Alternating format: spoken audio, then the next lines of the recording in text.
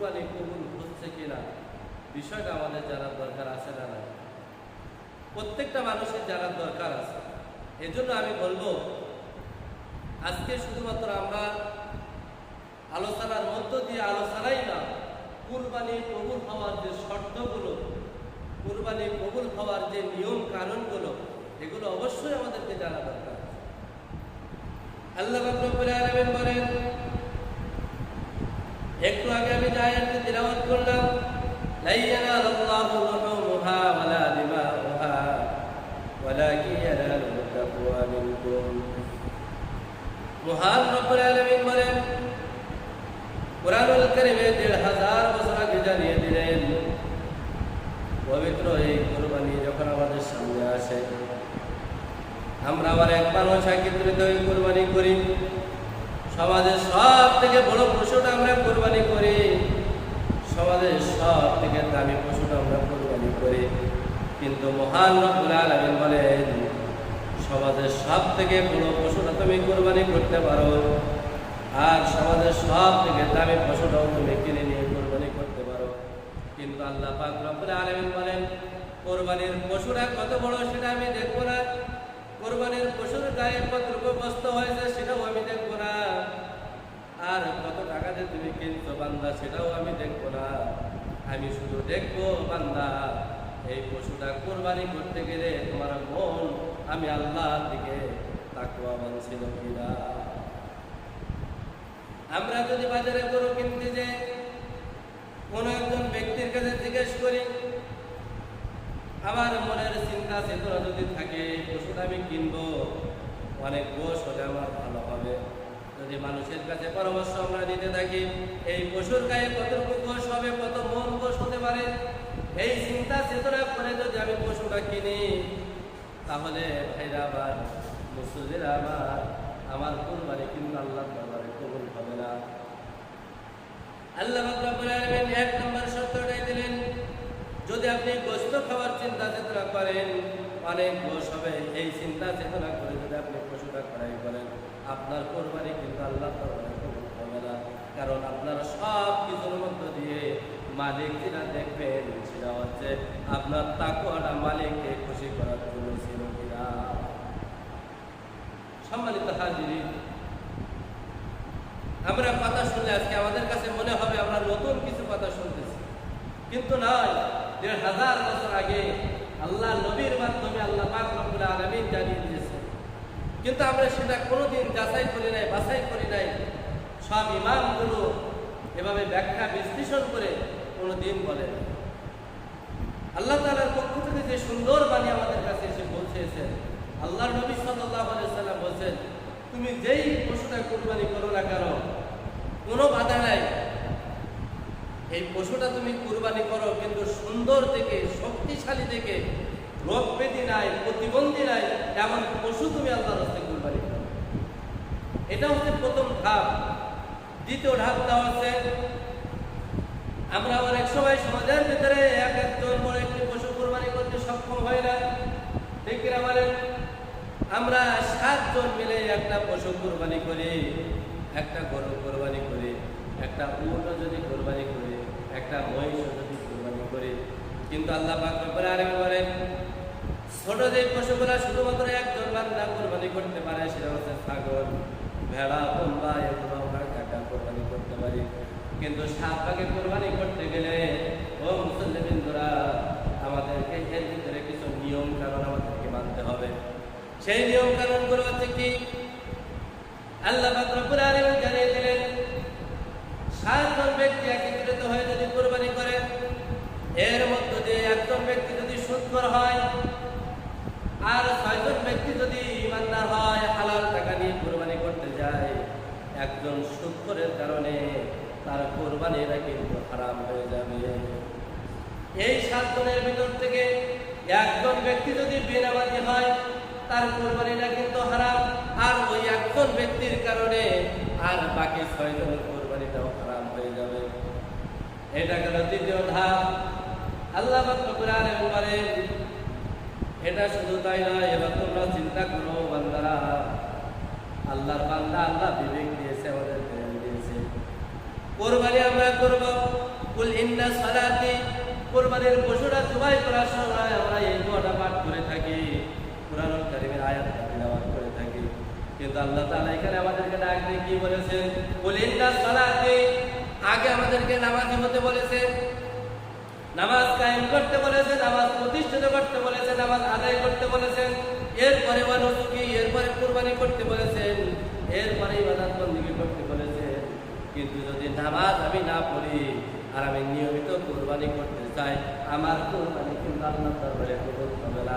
তাহলে 6 জনের ভিতর থেকে 7 জন ব্যক্তির ভিতর থেকে একজন যদি বেনামাজি হয়, নামাজ ইচ্ছাকৃতভাবে ছেড়ে যায়, তাহলে কিন্তু তার কুরবানি হবে না।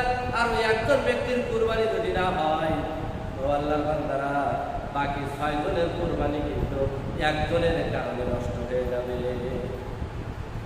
দ্বিতীয় নাম্বার আসেন সূরাতুল কাউসার। আয়া মুখস্থ নাই এমন ব্যক্তি, এমন মুসল্লি এই সমাজের ভিতরে নাই। ইন্না আতাইনাকাল কাউসার, এই আয়াতটা যদি আমি বাদ রেখে দেই, পরের আয়াতটা তিলাওয়াত করি, ফাসাল্লি লিরাব্বিকা ওয়ানহার। আল্লাহ রাব্বুল আলামিন আগে বলেছেন রবের নামে তুমি নামাজ আদায় করো, রবকে খুশি করার জন্য নামাজ আদায় করো, জাহান্নামের আগুন থেকে বাঁচতে তুমি নামাজ আদায় করো, ফুল সিরাত পার হওয়ার চিন্তা চেতনা করে তুমি নামাজ আদায় করো, গহীর অন্ধকার কবরে আযাব থেকে বাঁচতে গেলে তুমি নামাজ আদায় করো, আর এমনকি লিরাব্বিকা ওয়ানহার, আর রবকে খুশি করার জন্য তুমি কুরবানি করো। এখন মুসল্লিরা আপনারাই বলেন, আল্লাহ পাক রব্বুল আলামিন যেটা বলেছেন, এক নম্বরে বলেছে রবকে খুশি করার জন্য নামাজ আদায় করতে, নামাজ প্রতিষ্ঠিত করতে, সমাজে নামাজ কায়েম করতে। আর দ্বিতীয় নম্বরে বলছে লিরাব্বিকা ওয়ানহার, আগে নামাজ পরে কুরবানি। এখন আপনি মনে করেন যদি নামাজ না পড়েন, নামাজ যদি আপনার 6 জন 7 জন ব্যক্তির কুরবানিতে একজন যদি বেনামাজি থাকে, আপনার 7 জন নয়, ওই একজন বাদে 6 জনের কুরবানি হবে না, বাতিল হয়ে যাবে।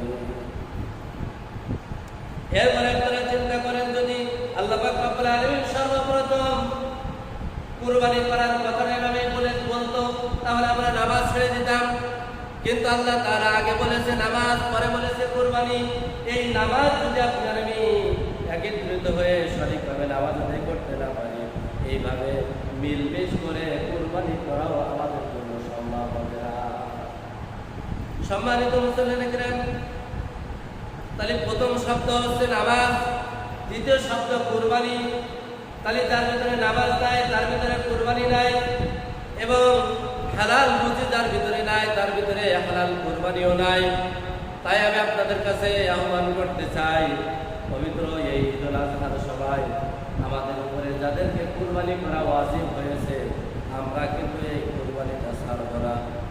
আর কুরবানি যাদের উপরে ওয়াজিব হয়েছে, যদি তারা নামাজ আদায় না করে, কোনো বেনামাজের উপরে কিন্তু কুরবানি ওয়াজিব হয় না, ঠিক না বলেন? এখন যদি মনে করেন হুজুর আলোচনা করার দরকার আপনি করবেন, আমাদের শোনার দরকার শুনবো, আপনার টাকা নষ্ট হবে, আপনার সময় নষ্ট হবে, মধ্য দিয়ে লাভ হবে, আপনি গোশ খেতে পারবেন।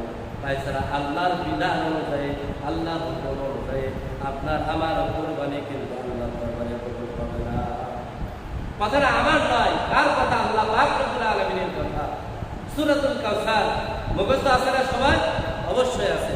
এই সূরা কাউসারের প্রথম আয়াতটা যদি আমরা বাদ দিয়ে দ্বিতীয় আয়াতটা যদি আমরা তিলাওয়াত করি, এভাবেই বলতে থাকি বা এইভাবে যদি শুনতেই থাকি, আপনারাই বলেন এখানে আল্লাহ তাআলা আগে কি বলেছে? আগে বলছে নামাজ, ফাসাল্লি, আগে নামাজ আদায় করো, লিরাব্বিকা ওয়ানহার, রবের নামে কুরবানি করো। তাহলে আগে রবের উদ্দেশ্য কি করতে হবে?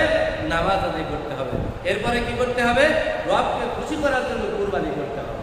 আমরা তো কুরবানি করার সময় অনেক সময় বলেই থাকি পরিবারের এই 7 জনের নামে কুরবানি করো না, 7 জনের পক্ষ থেকে আল্লাহর রাস্তায় আল্লাহর নামে কুরবানি করো। আমরা বিষয়টা বুঝতে পারলাম কিনা? যদি বুঝে থাকি তাহলে আমরা সঠিক আমলটা আমরা করে যাব। দ্বিতীয় নাম্বার আমরা শুনলাম, তৃতীয় নাম্বারে এই কুরবানির যে কার্যক্রমগুলো আছে এগুলো আমাদেরকে করা দরকার।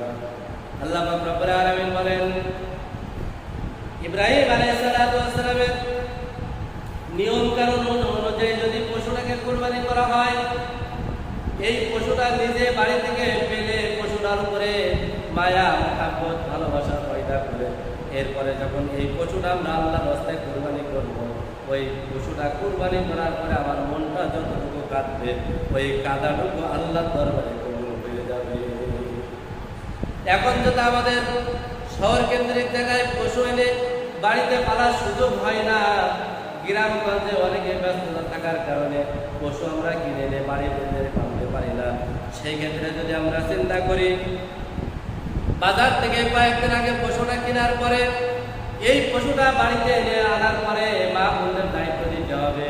মা বোনেরা হযরত ইব্রাহিম আলাইহিস সালামের সন্তান ইসমাইলের মায়ের মতো, আপন মা সৎ মায়ের মতো লালন পালন করবে। যে কয়েকদিন বাড়ি রাখবে, 1 সপ্তাহ রাখতে পারেন, 1 মাস রাখতে পারেন, 3 দিন রাখতে পারেন, যাই রাখেন না কেন, এই পশুটাকে মা বোনেরা নিয়মিত গোসল করাবেন, সুন্দর করে খাওয়াবেন। আর যখন ঈদের নামাজের পরে কুরবানি করার জন্য পশুটাকে নিয়ে যাওয়া হবে, সম্মানিত মা বোনেরা, ইব্রাহিম আলাইহিস সালামের স্ত্রী ইসমাইলের মায়ের মতো সুন্দর করে পশুটার মাথায় একটু তেল মালিশ করে দিয়ে ঘরের দরজায় দাঁড়িয়ে দাঁড়িয়ে পশুটার দিকে তাকিয়ে থাকবেন। ওই পশুটা যখন কোরবানি করার জন্য নিয়ে যাবেন, আর আপনি ঘরের ভিতরে দাঁড়িয়ে দাঁড়িয়ে দেখবেন যেমনি করে দেখছিল ইসমাইল আলাইহিস সালামের মা, ওই পশুটা কিয়ামতের দিন আল্লাহ পাক রব্বুল আলামিনের কাছে যে বলবে, সুন্নাত আবিকুম ইব্রাহিম, ও রব্বুল আলামিন, আমার মালিক যারা আমাকে জবাই করেছে, ইব্রাহিম আলাইহিস সালামের সুন্নাত রাখতে ধরে আমল করেছে, আজকে জাতির পিতা ইব্রাহিমের সুন্নাত আমল করার কারণে ইব্রাহিমের সাথে একই সাথে এই মা বোনদেরকে তুমি জান্নাতবাসী করে দাও। সুবহানাল্লাহ ওয়া বিহামদিহি। তাহলে পশুটা জবাই করার সময়, জবাই করতে যখন নিয়ে যাবে, মা বোনদের এই দায়িত্বটা পালন করতে হবে। মা বোনেরা যারা শুনতেছেন, সুন্দর করে নিজের সন্তানের মতো যদি পশুটার দিকে এভাবে আপনারা খেয়াল রাখেন, এইভাবে যদি দেখাশোনা করেন, কিয়ামতের দিন ইব্রাহিম আলাইহিস সালামের সুন্নাত পালন করার কারণে আল্লাহ তাআলা একই জান্নাতে ইব্রাহিমের সাথে আপনাকে আমাকে, বিশেষ করে মা বোনদেরকে ওই জান্নাতে থাকার তৌফিক দিয়ে দিবে। এরপরে আসেন, যখন আমরা কোরবানি করার জন্য পশুগুলো একত্রিত করি, একটা পশুর সামনে আরেকটা পশু জবাই করা যাবে না। একটা পশুর সামনে আরেকটা পশু জবাই করে সেই রক্তগুলো দেখানো যাবে না। একটা পশু জবাই করার আগে তার সামনে ছুরিটা নিয়ে বেশি নাড়াচাড়া করা যাবে না, কারণ ওই পশুটা ভয় পাবে। এই জন্য একটু একটা এক জায়গায় জবাই করবেন, ওইটা জবাই করার পরে একটু আড়াল করে আরেকটা পশু আরেক জায়গায় জবাই করবেন। এটাই হবে সঠিক নিয়ম। তাহলে পশুগুলো আর ভয় এভাবে হবে না। সম্মানিত হাজিরিন, তাহলে আজকে আমরা যে কথাগুলো শুনলাম, পবিত্র ইয়াউমুল জুমার দিন, যুলহাজ মাসের হিসাবে প্রথম জুমা, এই জুমায় যখন আমরা এই কথাগুলো শুনলাম, আল্লাহ পাক রব্বুল আলামিন আমাদেরকে যেন সঠিকভাবে এমনিভাবে কোরবানির পশুগুলো দেখাশোনা করার সুযোগটা দান করে দেন এবং